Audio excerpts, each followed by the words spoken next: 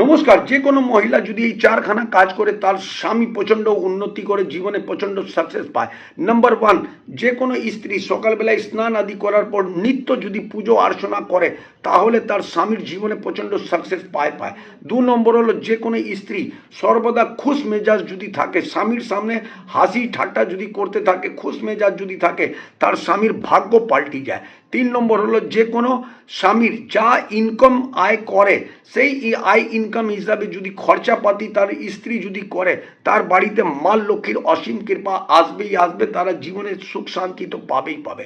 Number 4 হলো, যদি কোনো স্ত্রী নিত্য হিসাবে তুলসী গাছের যদি পুজো অর্চনা করে, তুলসী গাছের জল নিবেদন করে, রোববার বাদে পুজো করবেন, রোববার বাদে জল দেবেন, তাহলে তাদের বাড়িতে সর্বদা সুখ সমৃদ্ধি তো আসবেই আসবে। যে কোনো কাজ তার স্বামীর আটকেই যাচ্ছে বা সাকসেস পাচ্ছে না, সে সাকসেস পাবেই পাবে, কাজ ভালো হবেই হবে।